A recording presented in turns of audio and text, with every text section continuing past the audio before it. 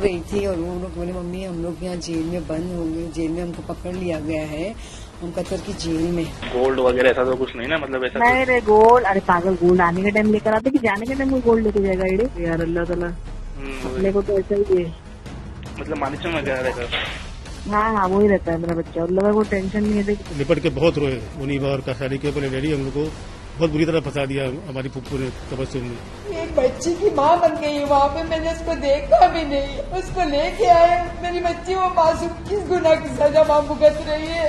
सब सच्चाई मेरे फोन में रिकॉर्ड है कि तबस्सुम बुप्पू ने किस तरह से हम लोग को बहकाई। उसकी जो एसोसिएट थी जिसने इनको भेजा, innocent should be out, accused should be inside the jail, चाहे वो इंडियन अथॉरिटी इंडियन जेल में सजा काटें, चाहे वो कतर जाके सजा काटें।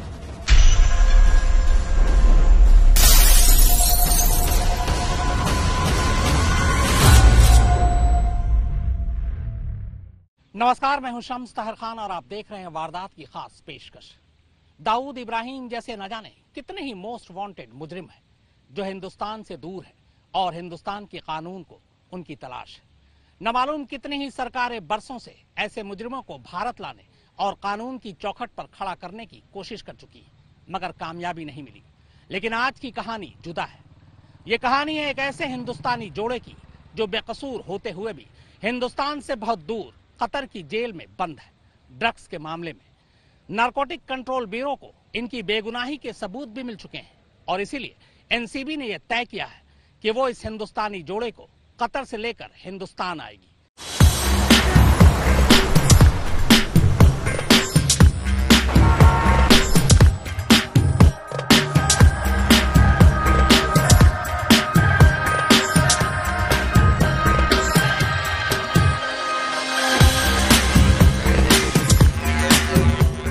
मुंबई ख्वाबों का शहर, एक ऐसा शहर जो अपनी दोनों बाहों में हर सपने समेट लेता है। फिर वो सपने चाहे खुली आंखों से देखे गए हो या फिर बंद आंखों से।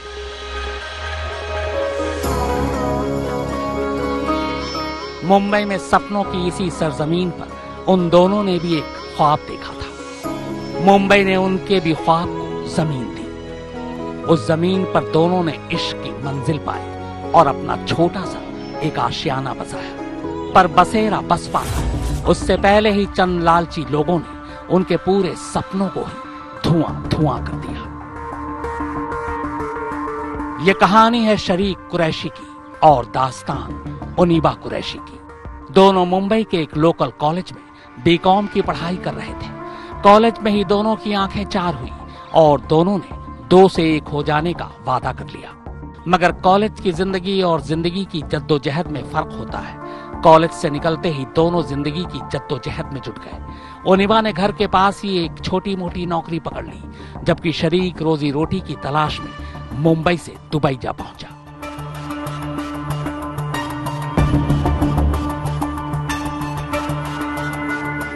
पर कॉलेज में किए वादे दोनों को अब भी याद थे।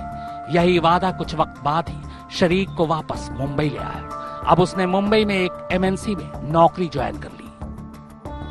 शरीक की अच्छी कंपनी में नौकरी ज्वाइन करते ही ओनिबा में हौसला आया। 4 बहनों में सबसे छोटी ओनिबा ने एक रोज अपनी अम्मी और अब्बू को शरीक का सच बता दिया।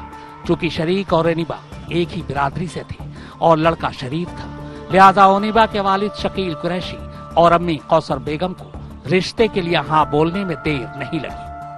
दोनों खानदान की रजामंदी से आखिरकार ओनिबा और शकीर का वो वादा और ख्वाब पूरा हुआ जो उन्होंने कॉलेज में किए और देखे थे। इस ख्वाब की ताबीर हुई 19 अप्रैल 2018 को, जब ओनिबा और शकीर की शादी हुई।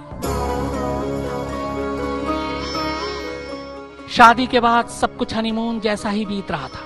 ओनिबा अपने घर से शकीर के साथ उसके घर भिंडी बाजार शिफ्ट हो गई थी। अगले 2 महीने इनकी जिंदगी में खुशियां ही खुशियां थी। मगर जुलाई में अचानक शरीक के वालिद की सौतेली बहन यानी फूफी तबस्सुम उसी बिल्डिंग में आकर रहने लगती है जहां शरीक और ओनिबा रहा करते थे, और बस यहीं से इन दोनों की खुशियों को आग लग गई।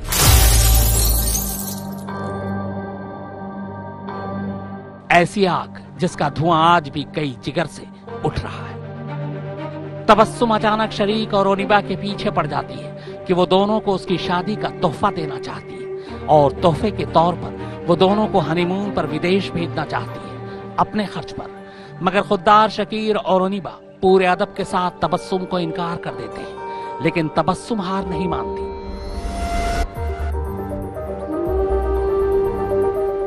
वक्त बीतता जाता है, साल बीत जाता है, पर तबस्सुम अब भी हनीमून पैकेज के डील पर अड़ी थी।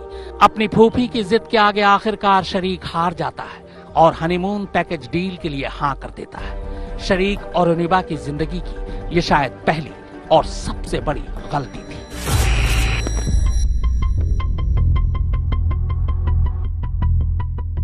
तबस्सुम ने शरीक के हाँ करते ही वो खेल शुरू कर दिया जो पिछले 1 साल से खेलना चाहती थी।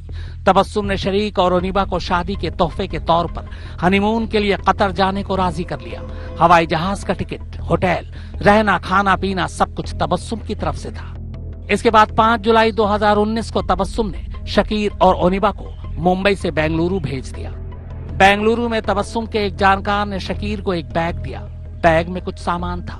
शकीर को लगा कि कहीं कुछ गलत सामान तो नहीं, लिहाजा उसने अपनी फूफी तबस्सुम को फोन किया। तो अभी कल का कैसा रहेगा फूफा फिर? अभी कल से लेकर देखो, अभी आएंगे शाम में लोग मिलने, शायद भाई तुमसे आ या जाएंगे। फिर डायरेक्ट कॉल करेंगे। कल सुबह तुमको फिर लेने आएगी कार, तो फिर कैसा कल कार लेने आएगी, वही इनोवा आएगी और क्या नाम है, फिर रूम पे लेके जाके कपड़े जो है ना सब सेट करके फ्लाइट वहाँ तक छोड़ेंगे, एयरपोर्ट तक। ओके। तो फूफा मैं क्या पूछ रहा था, ये जो सामान देते हो क्या रहता है मतलब? वही तो मानिक चंद वगैरह ही रहता है। अभी देखिए 2 जन गए ना, अफरोज, इन लोग को ही भिजाइए। उन लोग को मतलब अभी सब काम बहुत स्लो चल रहा है ना बेटा, पैसे सब कम ये कर दे रहे, तो जैसे बेचारे सबको चल, सबका बेचारों का रोजी चले यार, अल्लाह ताला। अपने को तो ऐसा ही है, मतलब मानिक चंद वगैरह रहेगा। हाँ वही रहता है मेरा बच्चा, उन लोगों को टेंशन नहीं है। फूफी की बात से शकीर को तसल्ली हो गई। फूफी ने यकीन दिला दिया कि बैग में जर्दा पान मसाला है। इसके बाद शकीर और ओनिबा 6 जुलाई 2019 को बेंगलोर से कतर पहुंचते हैं। कतर में दोहा के हम्माद इंटरनेशनल एयरपोर्ट पर रात 10:30 बजे दोनों लैंड करते हैं, मगर एयरपोर्ट पर जब बैग की तलाशी ली जाती है, शरीक के एक बैग से 4 किलो चरस मिलता है। ये वही बैग और सामान था जो तबस्सुम ने शरीक को दिया था, पर बैग में जर्दा पान मसाला नहीं बल्कि चरस था। शरीक दोहा एयरपोर्ट के अधिकारियों के सामने लाख गिड़गिड़ाता है, पर कोई फायदा नहीं होता। कतर की नारकोटिक्स डिपार्टमेंट शरीक और ओनिबा को गिरफ्तार कर लेती है। वो जाने के टाइम पे मेरे इधर से निकल के गए कि हम लोग कतर जा रहे, फिर वहां से पहुंच के फोन करे कि हम लोग अभी कतर के लिए निकलने वाले हैं। फिर रात को एक बार हुआ कि हम लोग निकल जाएंगे यहाँ से, अभी थोड़ी देर में लैंड कर देंगे। बस वो चले गए, हम भी बेफिक्र हो गए कि वो पहुंच गए। दूसरे दिन वहां पहुंचे तो हम लोग को दूसरे दिन कोई फोन नहीं आया। वो रात में यहाँ से निकले, जब तक फोन आया, कुछ रात में आया 9-10 बजे तक कि मैं यहाँ से जा रहे हैं कतर के लिए। हम चले गए वहाँ के लिए। फिर वहाँ पहुँचने के बाद पूरा दिन निकल गया।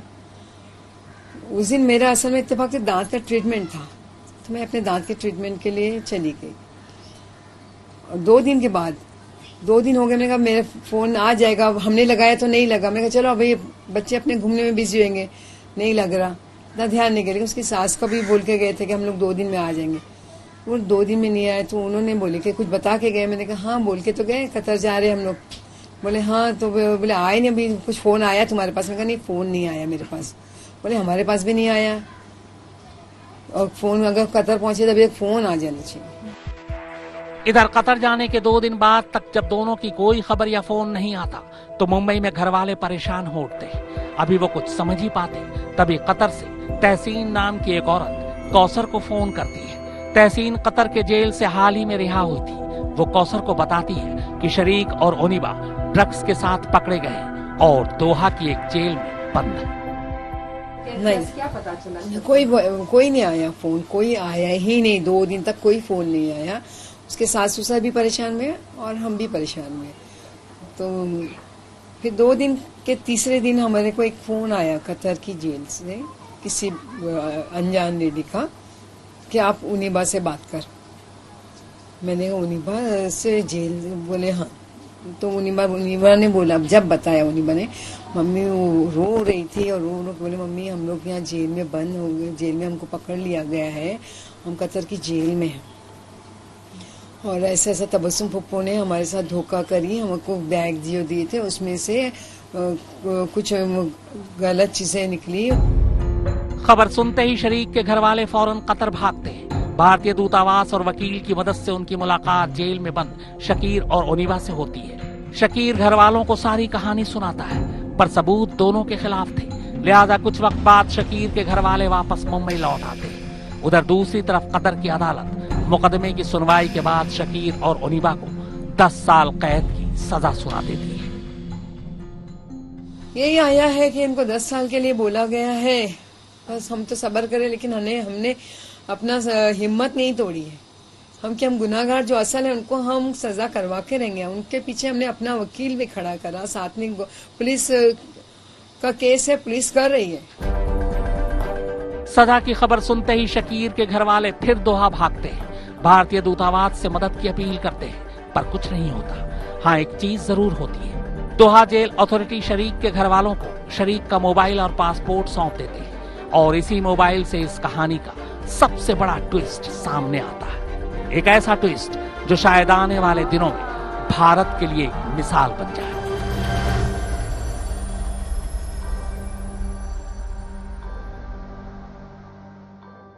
आप देख रहे हैं वारदात की खास पेशकश, उनीब और शरीक को हिंदुस्तान लाना है। अब तक की कहानी में आपने देखा कि किस तरह शरीक की फूफी ने जर्दे की जगह उसके बैग में चरस रख दिया। इसके बाद कतर की पुलिस ने उन्हें गिरफ्तार कर लिया। अदालत ने 10 साल की सजा भी सुना दी। हालांकि इस पूरी कार्रवाई के दौरान शरीक के मोबाइल में ही उसकी बेगुनाही के सबूत थे, लेकिन ये सबूत सजा सुनाने के बाद सामने आए, और यही सबूत बाद में एनसीबी के हाथ लगा। और इसी के बाद अब एनसीबी वो काम करने जा रही है जो शायद हिंदुस्तान के इतिहास में इससे पहले कभी नहीं हुआ। दोहा के जेलर से मिले शरीक के फोन में दरअसल शरीक और ओनिबा की बेगुनाही कैद थी। शरीक के फोन में शरीक और तबस्सुम के बीच हुई सारी बातचीत रिकॉर्ड थी। वो बातचीत भी जिसमें तबस्सुम बैग और पैकेट की बात कह रही और शरीक बार बार पूछ रहा है कि कहीं बैग में कोई गलत चीज तो नहीं जिससे वो परेशानी में पड़ जाए। यह ऑडियो शरीक के मोबाइल से मिला। सुनिए इस ऑडियो में किस तरह शरीक की बेगुनाही कैद है। मतलब मानिचा में क्या रहेगा? हाँ, वही रहता है मेरा बच्चा, और लोगों को टेंशन नहीं है। नहीं मतलब अल्हम्दुलिल्लाह बहुत अच्छे। मतलब ऐसा कोई ऐसा मतलब गोल्ड वगैरह ऐसा तो कुछ नहीं ना, मतलब ऐसा नहीं रे गोल्ड, अरे पागल, गोल्ड आने के टाइम लेकर आते कि जाने के टाइम गोल्ड लेके जाएगा? नहीं मतलब ऐसा पूछ रहा हूँ। नहीं, गोल्ड तो बेटा, गोल्ड तो अपन लेकर आते मेरा बच्चा, वहाँ से खाली हाथ आना है। अल्हम्दुलिल्लाह तुम लोग कुछ भी नहीं लाना है, एकदम फ्री होके आना है। नहीं, यहाँ से अल्हम्दुलिल्लाह कोई नहीं, 2 बैग रहेंगे, लेकिन बैग बेटा बराबर ध्यान में रखना, अपने बैग फौरन उठाने के। हाँ, अपने बैग उठाने का है दोनों, और फिर अपने को सीधा सामने ही एग्जिट है ना ये। हाँ, एग्जिट है, फटाफट निकल जाने का है। हाँ, फिर वहाँ पर जो बॉम्बे और एयरपोर्ट जैसा तो नहीं है ना वहाँ पे, वो चेक करना पड़ता है? नहीं, अपने को कैसा है, वहाँ पर सीधा अपने को बैग जो अपन को जो अपनी चेकिंग हो क्या आती है, जैसे कैसे अपन तो अपन डायरेक्ट जाते हैं वो है क्या मशीन में, अपना बैग जो आ जाएगा डायरेक्ट बैग उठाए और चले सीधा सामने, डायरेक्ट बेल्ट पे आएगा, फिर बेल्ट से डायरेक्ट डायरेक्ट बेल्ट पे आएगा, अपने इस पे रखो ट्रॉली पे और निकल लो, सीधा सामने ही है। ये इधर बॉम्बे एयरपोर्ट पे, बॉम्बे जैसा नहीं है रे, अपने जैसा नहीं है, जरा भी नहीं है, बहुत अच्छा है। ठीक है, वो मैं पूछ रहा था बॉम्बे जैसा। थोड़ा पूछ लूं क्या सामान क्या रहेगा? नहीं, मैं बताई ना, अल्हम्दुलिल्लाह टेंशन जरा भी नहीं लेना, बस पढ़ के अल्हम्दुलिल्लाह अपने निकल जाने का, अल्लाह का नाम लेके, कोई टेंशन नहीं बेटा। ओके।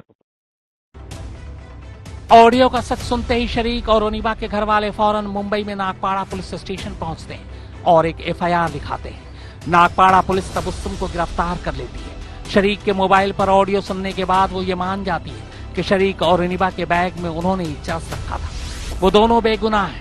तबस्सुम के बयान के बाद नागपाड़ा पुलिस दिसंबर 2019 में इस मामले में 4 लोगों को गिरफ्तार करती है।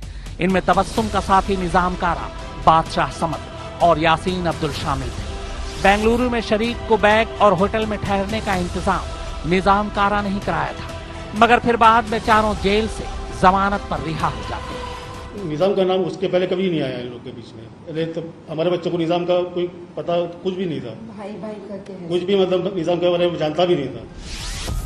इस बीच अक्टूबर 2019 में ओनिबा के अब्बू नारकोटिक्स कंट्रोल ब्यूरो के डायरेक्टर राकेश अस्थाना को एक पत्र लिखते हैं और अपनी बेटी और दामाद की सारी कहानी बताते हैं। साथ में वो ऑडियो रिकॉर्डिंग भी देते हैं। राकेश अस्थाना ये केस एनसीबी के डायरेक्टर ऑप्स केपीएस मल्होत्रा को सौंप देते हैं आगे की जांच के लिए।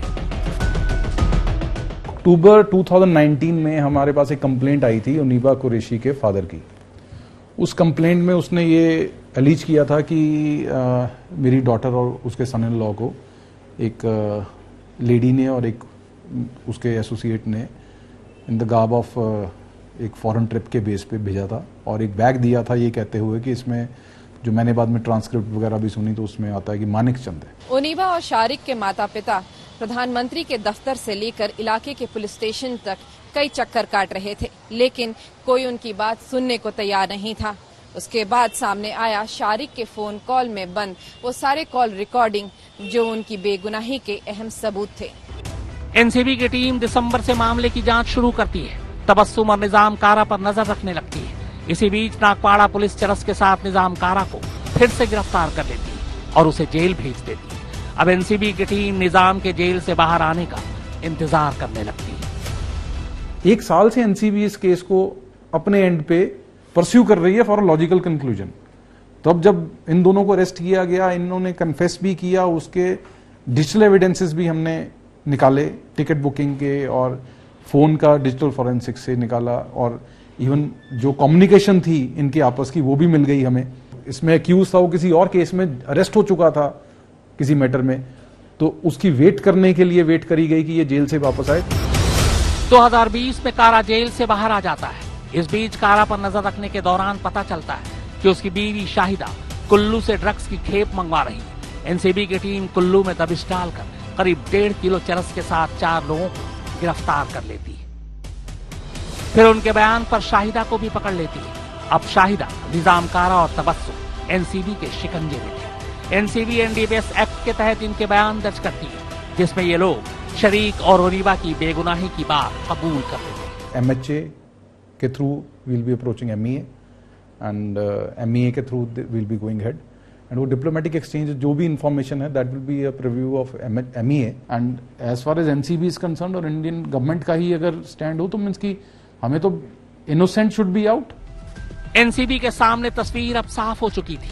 असली गुनहगारों के बयान, ऑडियो क्लिप समेत सारे सबूत एनसीबी के पास थे, मगर शरीक और ओनिबा हिंदुस्तान में नहीं बल्कि दूसरे देश में कैद थे। फिर रिहाई कैसे हो? कतर में इनका जो सीजर हुआ, सीजर के बेस पे इनका अरेस्ट हुआ, बट वो कॉन्शियस पोजीशन उनकी नहीं थी, वो वहां पे प्रूव नहीं कर पाए। बट हम अपनी इन्वेस्टिगेशन से प्रूव कर पा रहे हैं कि उनकी कॉन्शियस पोजीशन नहीं थी। They were unaware of the fact कि वो एक 4 किलो हशीश का बैग साथ में लेके जा रहे हैं। इस चीज को प्रूव करने के लिए एविडेंसेस चाहिए। वो एविडेंस कतर अथॉरिटीज के पास नहीं है कि उन्हें नहीं पता, वो इंडियन अथॉरिटीज के पास। एनसीबी ने फैसला किया कि वो 2 बेगुनाह हिंदुस्तानियों को कतर की जेल से आजाद करवाकर हिंदुस्तान लाएगी। इसके लिए एनसीबी के डायरेक्टर राकेश अस्थाना विदेश मंत्रालय और गृह मंत्रालय की मदद से कतर में भारतीय दूतावास के जरिए कतर की सरकार के सामने शरीक और ओनिबा की बेगुनाही के सारे सबूत रखेंगे। अगर जरूरत पड़ी तो कतर सरकार को शरीक और ओनिबा के बदले असली गुनहगारों को सौंपा जा सकता है, यानी बेगुनाहों और गुनहगारों की अदला बदली हो सकती है। जो सही मायने में जिन्होंने भेजा, जिनको हम ऑलरेडी अरेस्ट कर चुके हैं, अगर उनके अगेंस्ट एविडेंस और उनके अगेंस्ट जो एविडेंस हम प्रेजेंट करेंगे और कतर अथॉरिटीज अगर वहां पे उन्हें ट्राई करना चाहते हैं तो ये तो डिप्लोमेटिक डिसीजंस होंगे। एनसीबी ने विदेश मंत्रालय के जरिए कतर सरकार को इसकी सूचना भेज दी है। उम्मीद है बहुत जल्द एनसीबी की एक टीम कतर जाए और अगर सब कुछ ठीक रहा तो बहुत मुमकिन है कि साल खत्म होने से पहले ही शरीक और ओनिबा मुंबई अपने घर लौट आए। ओनिबा जब कतर गई थी तब वो 1 महीने की गर्भवती थी। कतर में ही ओनिबा ने एक बेटी को जन्म दिया, यानी अब वो 2 नहीं बल्कि 3 होकर लौटे। मुंबई से विद्या और दिव्यांश के साथ शम्स ताहिर खान, दिल्ली आज। तो हमारा आपसे यह वादा है कि इस मुहिम को हम बीच में नहीं छोड़ेंगे जब तक ओनिबा और शरीक हिंदुस्तान वापस नहीं आ जाते। ये मुहिम लगातार जारी रहेगी। तो फिलहाल इतना ही, मगर आज तक पर खबरों का सिलसिला लगातार जारी है।